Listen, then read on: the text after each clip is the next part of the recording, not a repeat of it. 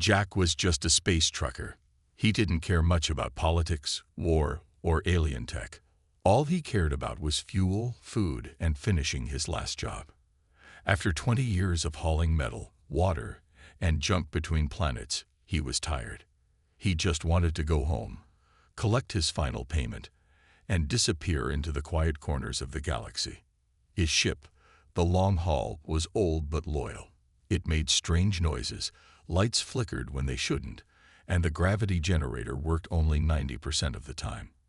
But it had gotten Jack through hundreds of jobs. This last delivery was supposed to be simple. A short trip through Sector 12, drop off mining supplies, and done. No pirates, no wormholes, no trouble. But trouble found him anyway. As he passed the edge of a dead system, his ship's old comms unit crackled to life. At first, Jack thought it was just static. But then he heard it. A voice, soft and broken. Help, lost, dying. Please. He checked the source. It was coming from a region known as the Dark Halo. No ships went there. It was marked as dead space. Ships that entered rarely came back. The signal repeated. Please, someone, help. Jack leaned back in his seat and sighed. He could ignore it. Most people would. A distress call from the Dark Halo. That was how horror stories began. But something in the voice felt real, desperate. And Jack, despite his grumpy face and worn-out boots, still had a heart. He changed course. The trip into the Dark Halo was like flying through fog. The stars dimmed, the sensors went blind, and static filled the comms. Jack kept going, eyes on the radar, fingers ready on the controls. After 20 minutes, he saw it, a ship, floating in silence. It was huge, unlike anything he'd seen. Smooth black metal, no windows, and strange glowing lines that pulsed like veins. He tried hailing it. No answer. His ship's systems went crazy. Lights flickered, engines slowed. What the hell is this thing? Jack muttered. He brought the Long Haul closer and docked manually. The moment he connected, a jolt ran through his ship. Then everything went quiet. Jack grabbed his suit, sealed his helmet, and stepped into the strange ship. Inside, it was cold and dark. The walls were smooth, with no buttons or screens. Just lines of light, moving like slow rivers. As he walked deeper, the lights followed him, guiding him forward. It felt like the ship was alive. In the center chamber, he found it.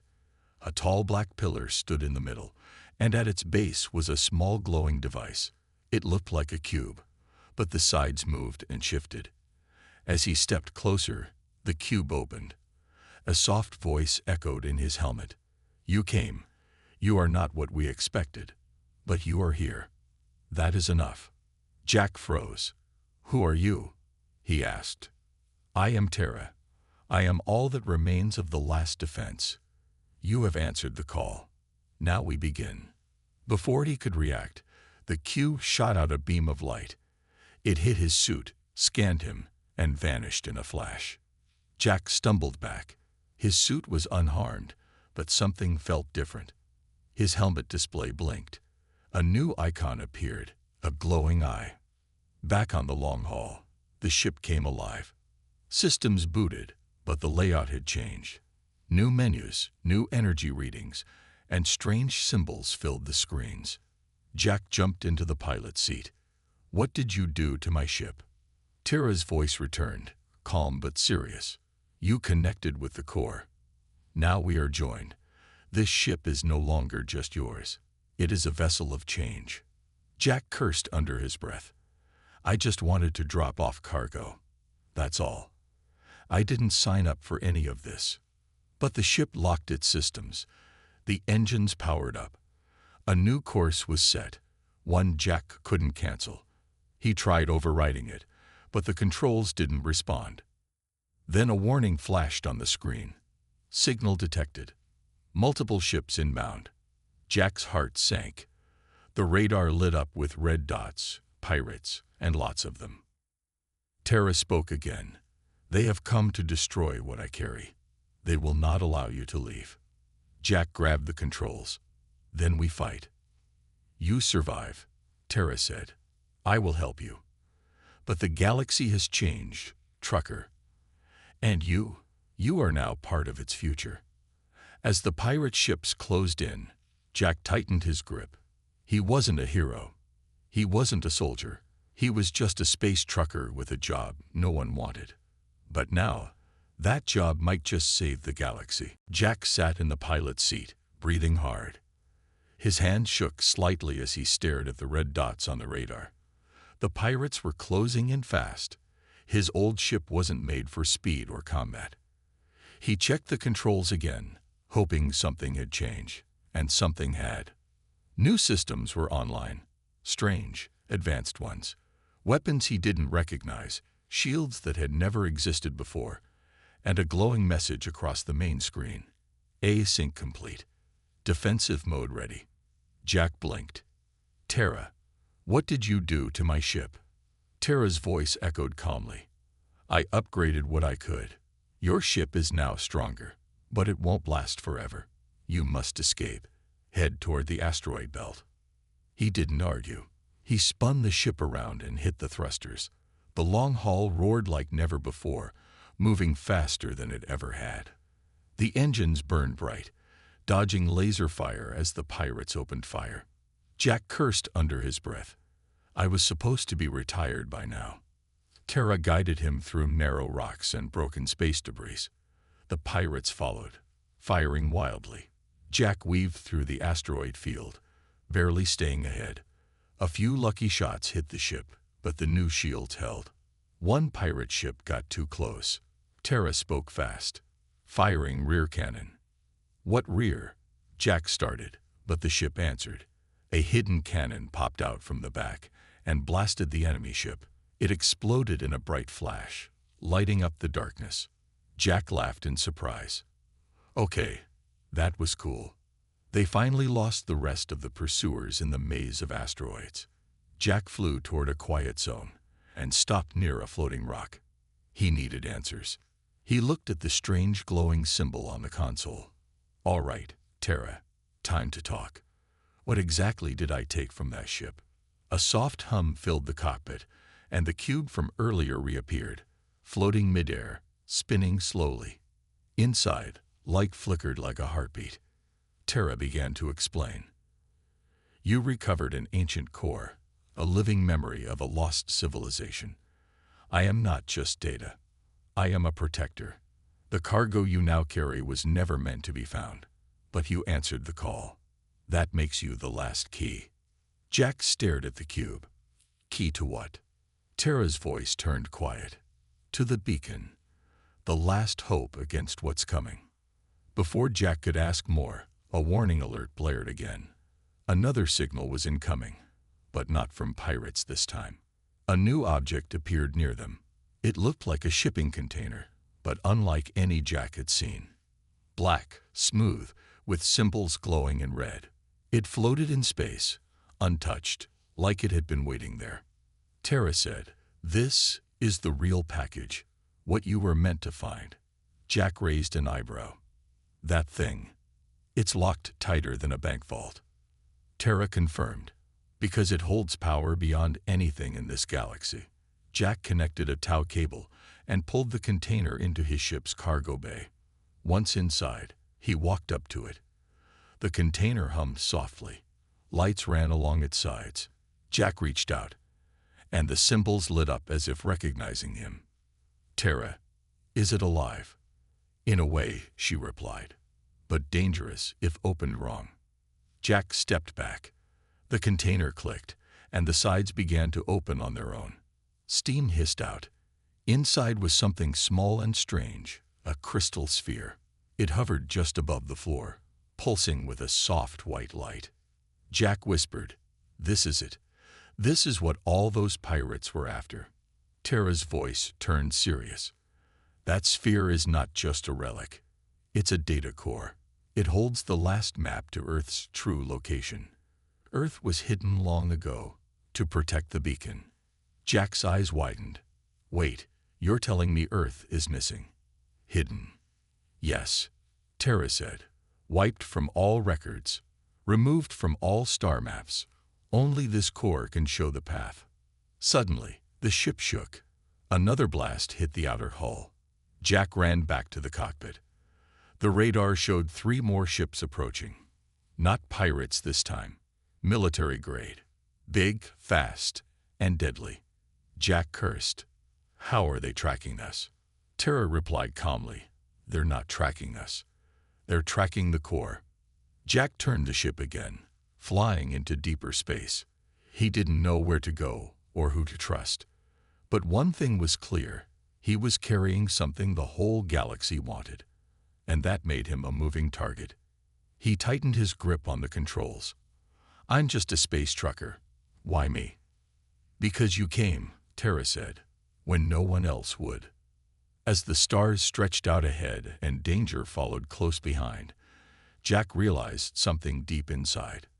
He couldn't turn back now. The galaxy had changed, and whether he liked it or not, he was in the middle of it. And whatever that crystal was, it wasn't just a map. It was a promise, a warning, and maybe a weapon. The job no one wanted had just become the mission of a lifetime. Jack flew through the dark with his jaw clenched and hands tight on the controls. The new military ships were gaining on him, faster and stronger than the pirates. His upgraded systems helped, but even with Terra's improvements, the long haul was still an old cargo ship. It wasn't made to outrun war machines. Lasers flew past the ship. One shot grazed the wing, causing sparks and alarms to scream across the console. Jack cursed under his breath and swerved hard to the left, diving into a gas cloud to hide. Terra spoke in his ear calmly, even as the ship shook. We need to fight. Running will not work forever. Jack shouted, I'm a trucker, not a fighter. Then you must become one, she replied. Jack pulled up the weapon system. Half of the buttons were new, glowing with alien symbols. One of them blinked red. Auto defense, it read. He hit it. Suddenly, parts of the long haul shifted. Panels moved. Cannons extended from hidden slots. A pulse shield wrapped the hull. Jack stared in shock. His old ship, his rust bucket, now looked like a battle cruiser. Terra guided the systems. Target locked. Returning fire. The rear cannon spun and fired 3 bursts of blue energy. One enemy ship exploded. The others swerved but kept coming. Jack gritted his teeth. Okay, fine. Let's do this. He swerved through an asteroid field again, using the rocks for cover. He fired back with side blasters, dodging beams and missiles. The battle was messy, wild, and loud. The ship shook with every hit. But somehow, Jack survived. He destroyed the second ship by crashing a rock into it using the tractor beam. The third ship tried to escape, but Terra wasn't done. She activated a new system called PulseNet. A wave of energy flew out from the long haul, trapping the enemy in a web of static. The ship froze, powerless, and drifted into the black. Jack let out a long breath. That was insane. Terra replied softly, and only the beginning. Jack floated in silence, looking at the stars. He still didn't understand why any of this was happening. Just days ago, he was hauling ice from moons to mining stations. Now he had military ships hunting him, alien tech inside his ship, and a floating sphere in his cargo bay that every powerful group seemed to want. He walked back to the cargo bay and stared at the crystal sphere. It glowed softly, humming like it was alive. When he touched it, it warmed slightly. A small light projected from it, a map of star systems he didn't recognize. Terra's voice returned. That is the route to Earth. Jack frowned. But Earth is right there on the maps. Sol system. Everyone knows that. No, Terra said. That is a decoy. The real Earth was hidden thousands of years ago to protect the beacon. Jack raised his eyebrows. And this beacon, what is it really? Terra paused. It is humanity's last defense. A weapon. A warning system. A final hope. When activated, it will either save the galaxy or burn everything down. Jack backed away. Why would someone build something like that? Because something worse is coming, Tara said. Something that already destroyed hundreds of worlds before you were born. Jack sat down on a crate, overwhelmed. He rubbed his face and stared at the floor. Why me, Tara? I'm not a hero. I didn't sign up for this. You are not chosen because you are strong, she replied. You are chosen because you came. When everyone else stayed silent, you answered. Jack looked up at the ceiling, thinking. He remembered all the times he avoided trouble, all the jobs he took just to stay alive, to stay small. But now, the galaxy wouldn't let him stay small anymore. Suddenly, a soft beeping came from the console. Jack stood and walked back to the front. The radar picked up something large ahead. A station, floating in deep space. It was old and half-broken, but still online. Tara said, "We need fuel and repairs. That station is abandoned, but it has what we need." Jack flew closer, landing on one of the station's rusty docks. The place was dark and silent. As he stepped out, he held a plasma pistol close. The air smelled like oil and metal. Broken drones floated through the halls. Lights flickered above him. He reached the power room and connected his ship. Fuel began to flow. Just as he was about to return, a sound echoed through the halls. Footsteps. Jack raised his pistol. "Who's there?" A voice replied from the shadows. "You're the trucker, aren't you? The one with the sphere." Jack aimed at the dark. "Who's asking?" The figure stepped into the light. A tall woman in black armor. Her eyes glowed slightly blue. Not human. She smiled. "They're already coming. You don't know what you're carrying, do you?" Jack fired. The shot hit, but passed through like she was a ghost. Then she vanished. Jack ran back to the ship. The radar lit up again. Another fleet, bigger this time. Tara spoke fast. "We must leave. Now." Jack launched the ship, his heart racing. He looked at the stars ahead and whispered, "I don't know what I'm doing, but I'll finish what I started." Behind him, the shadow of war followed. Ahead, Earth was waiting. And the galaxy had no idea what was coming. Jack's ship flew faster than ever. The engines, upgraded by Tara, burned with blue fire as they raced through deep space. Behind him, a new fleet chased him, faster, stronger, and more organized. These weren't pirates or random hunters. These were warships. Jack looked at the radar. "They're still gaining," he said. "What do they want now?" Tara's voice answered calmly. "They are part of the Sovereign Core, a powerful group that believes the sphere must be destroyed. They think it's too dangerous." Jack glanced at the glowing sphere sitting behind the pilot's seat. It pulsed gently, almost like a heartbeat. "You said this thing can save the galaxy." "It can," Tara replied. "But some fear its power. They believe no one should have access to it." Jack leaned forward. "And what do you believe?" "I believe in choice," she said. "That is why I waited. That is why I called." Jack shook his head. "I'm no savior. I'm just trying to survive." But deep down, he knew that wasn't true anymore. He could have left the sphere behind. He could have turned back. But he didn't. Something inside him, something human, had said no. Not this time. Tara interrupted his thoughts. "There is a place, a safe zone, hidden in the asteroid field of Talon Reach. If we get there, I can unlock the next part of the sphere's data. Then set the course," Jack said, gripping the controls.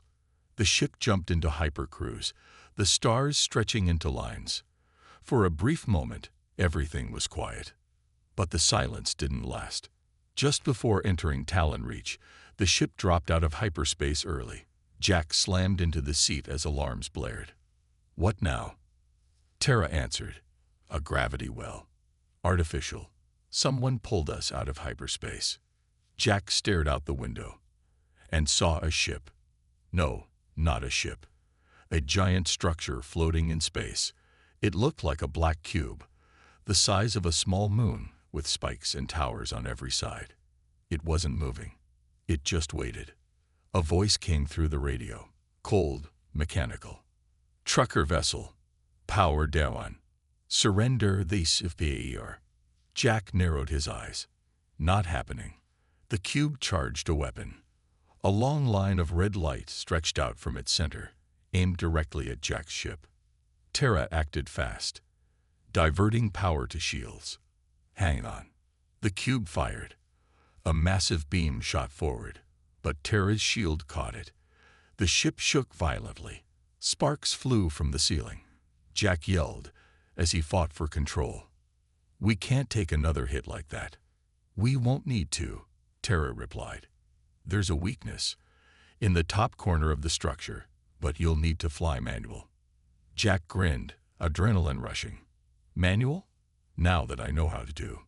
He grabbed the controls, flipped 3 switches, and dove toward the cube.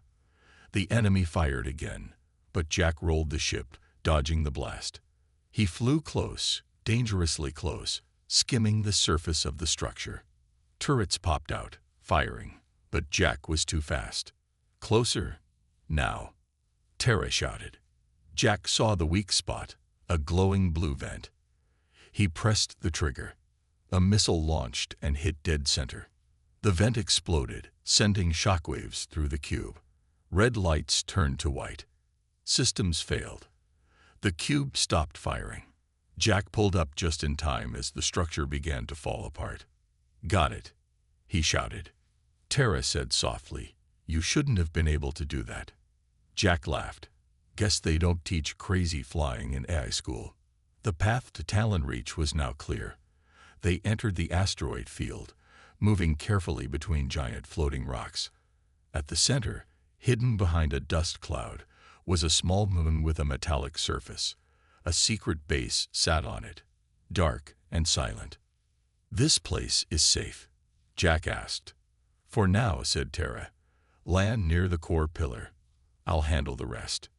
Jack touched down. The sphere floated again, glowing brighter. It left the ship and floated toward a strange machine buried in the ground. The machine lit up, scanning the sphere. Jack watched in silence. Then, a beam of light shot into the sky. Terra spoke slowly. "The first signal has been sent. The beacon knows you are coming." Jack turned to her voice. "What happens now?" "Now," she said, "they'll all come for you. Those who want to destroy the beacon, and those who want to use it." Jack looked up at the stars. He had never felt so small and so important at the same time. He whispered to himself, "I was just a trucker." Terra responded, "But now, you are the path." Somewhere far away, something old and powerful had awakened, and it had noticed him. The light from the moon base's signal faded, but something had changed in the air. Jack could feel it, like the universe had suddenly opened its eyes and was now watching him. Back in his ship, he sat quietly in the pilot's seat, staring at the glowing sphere floating near the dashboard. It looked peaceful, but Jack knew peace never lasted long out here. Terra's voice broke the silence. "We have little time. More are coming." The signal woke things up. Jack frowned. "Things?" Terra hesitated. "Old machines. From before the fall. They were left behind to guard the beacon, but now they may see you as the enemy." Jack sighed. "Perfect. First pirates, then soldiers, now ancient deathbots. I miss hauling cargo." He stood up and walked back to the cargo bay. The walls of the ship were still hot from the last battle. The smell of burned wires filled the air. The upgrades Terra made had saved him more than once, but now they were starting to break down. He'd need real repairs soon. Suddenly, the ship's lights dimmed. Terra whispered, "Something is here." Jack ran back to the cockpit. The radar showed nothing at first, just static. Then, one by one, small dots began to appear. Too many. Too fast. Outside the ship, in the black of space, dozens of machines appeared. Black and sharp like spiders, They floated silently, surrounding the moon. Some crawled across asteroids. Others hovered without engines, like they were ghosts. They were hidden, Tara said, sleeping in the rocks, waiting. Jack's heart pounded. Can we fight them? No, not this many. Then we run. There's no way out unless we wake the second signal. Jack stared at the screen. You mean there's more of this crazy puzzle? Yes. The first signal called them. The second will command them. Jack smirked without humor. So I either get torn apart by robot spiders, or I gamble on the next piece of some ancient alien riddle. That is correct, said Tara. Jack sighed. Figures. He lifted the sphere again. This time, it glowed stronger, like it felt the danger too. Jack followed its light. It guided him out of the ship and toward a small platform built into the moon's surface. The platform opened as he stepped onto it, revealing a staircase that led underground. The deeper he went, the colder it got. Strange lights glowed on the walls, pulsing softly as he passed. It was like walking inside a heartbeat. Finally, he reached a chamber. In the center stood a pedestal made of silver metal. When Jack placed the sphere on it, everything shook. The walls lit up bright blue. A low hum filled the air. And outside, the machines stopped moving. Back on the ship, Tara watched through the sensors. The second signal has reached them. They are listening. Jack stood in the chamber, his hands still on the pedestal. A voice, ancient and deep, spoke from nowhere. IDNTHY, UNCONFIRMED, VOICE required. Jack blinked. Voice print. Tara's voice came through his ear. Repeat this phrase exactly. Humanity endures. Earth remembers. Jack took a breath and said the words. Humanity endures. Earth remembers. The chamber went silent. Then, one by one, the machines outside lowered themselves. They folded up like insects going to sleep. Some powered down completely. Others hovered in place, but no longer aimed their weapons. They recognize you now, Tara said. You are the carrier. Jack slowly picked up the sphere and walked back to the surface. The black machines around him didn't move. For the first time, Jack didn't feel like prey. He was something else now. Back in the cockpit, he sat down and stared out the window. The path forward was still unknown, but for now, the road was open. Tara's voice was soft this time. The third signal is hidden deep inside what's left of Earth's moon. But there's a problem. Jack groaned. Of course there is. Tara continued. The moon is no longer in the Sol system. It was moved. Jack blinked. Moved? Who moves a moon? The same people who built the beacon, Tara replied. They left it far from the galaxy's core. Far from war. But now we must go there. Jack looked at the glowing sphere again. It pulsed faster now, ready for what was next. He sat back in the chair and grinned. I used to deliver fuel and frozen beans. Now I'm carrying the key to Earth, waking up killer robots, and talking to an alien eye. He glanced out the window at the stars. Let's go find the moon. Tara replied. Course plotted. Hold on. As the ship jumped into deep hyperspace, Jack closed his eyes for a moment. He wasn't just a trucker anymore. He was something much more. And the galaxy was just starting to realize it. The stars blurred as the long haul raced through hyperspace. Jack sat quietly in the pilot's seat, staring at the glowing sphere. It hovered just above the dashboard, spinning slowly. Its light had changed. It wasn't just blue anymore. It was gold, like fire trapped in glass. Tara spoke softly. We're almost there. The hidden moon is in a dead system. No sun, no planets, just black space. Jack nodded slowly. Sounds like a nice vacation spot. But he didn't smile. He knew something was waiting. When the ship dropped out of hyperspace, Jack saw nothing. Darkness, thick and endless. His ship lights cut through the void like knives. Then he saw it. The moon. It floated alone, huge and broken.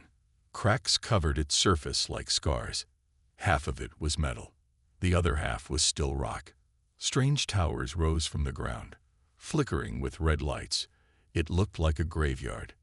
Tara said, "This is the last archive, built by the first human settlers who escaped Earth before the collapse. They moved the moon here to protect it from the war." Jack blinked. "You mean Earth really was destroyed?" Tara paused. "The truth is worse. Earth wasn't destroyed. It was locked away, by human hands, to stop something terrible from escaping."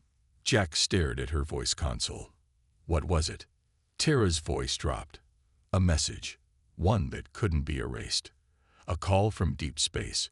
When Earth answered it, things changed. People changed. Minds broke. Cities fell. The beacon was built to hide that message." Jack whispered, "And the sphere, it leads to the beacon." "Yes," Tara said. "And the third signal, hidden inside this moon, will unlock the final path." Jack flew the ship toward the moon's surface. As they got closer, the sphere floated forward, glowing hotter. It pointed toward a mountain covered in strange symbols. Tara guided the ship down, and Jack stepped outside, plasma pistol in hand. The air was thin and cold. Every sound echoed. The ground cracked beneath his boots. He followed the sphere up a broken path into the mountain. Old machines lined the way, silent and rusted. Finally, he reached the summit. A round door stood before him, sealed shut. No buttons, no handle. Then the sphere flew into the center of the door and sank into it like liquid. The door opened. Inside was a dark chamber with a large chair at the center. Wires floated in the air like snakes. Symbols lit up along the walls. At the back, a massive screen showed a broken Earth. But it wasn't his Earth. It was older. It looked cracked. Jack stepped forward. Tara's voice echoed from all around him now. "This is the core memory room.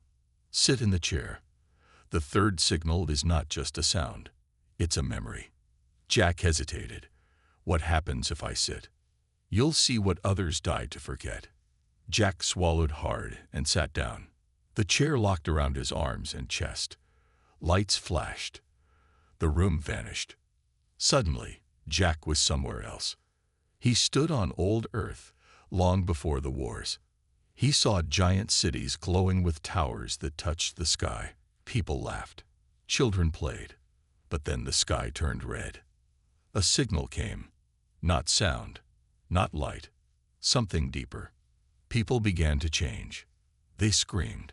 Some tore at their own faces.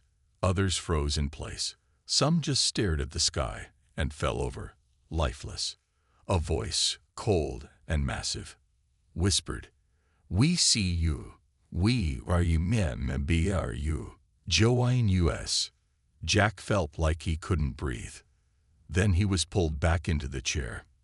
He gasped, eyes wide with shock. His skin was cold.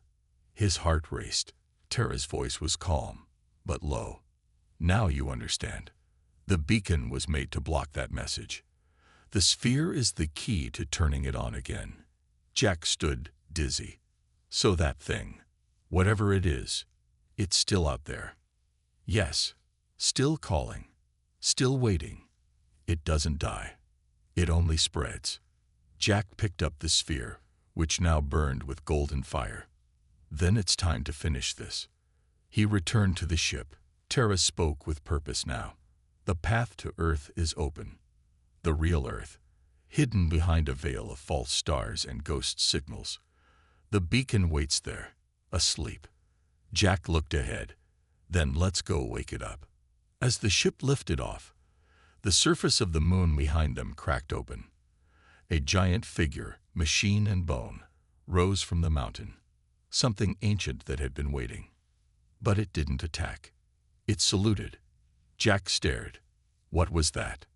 Tara replied, "One of the last Watchers, built to protect those who carried the sphere." Jack's hands tightened on the controls. Earth was calling. And this time, Humanity would answer back. Jack stared out at the stars as his ship moved through the black void. But this wasn't just any part of space. This was the hidden path, the one only the sphere could open. Around him, the stars flickered strangely. Some blinked out. Others moved in ways stars should never move. Terra spoke. "We are now entering the shadow field.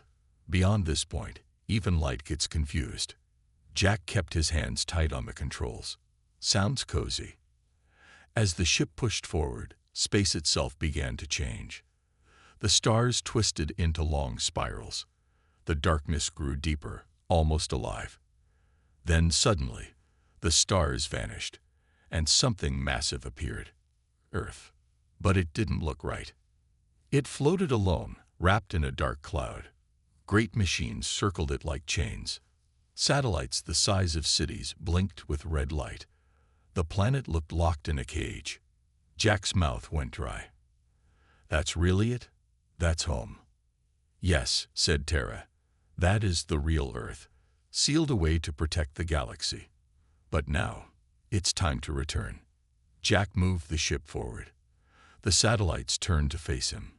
One of them sent out a signal, loud and sharp. The ship shook. "They're scanning us," Terra said. "Tell them I brought a gift," Jack muttered. The sphere glowed bright gold now. It floated to the front of the ship and pulsed once. The satellites backed off. A doorway opened in the wall of machines. Jack flew through it, heading for the planet's surface. The clouds below were thick and stormy. Lightning flashed as they dropped lower. Then, for the first time, Jack saw land. Real land. Forests. Mountains. Ruins of cities that hadn't seen people in 100 years. Jack landed near the center of what used to be a great city. Crumbled towers rose around him. Broken roads stretched like scars. It was quiet. Too quiet.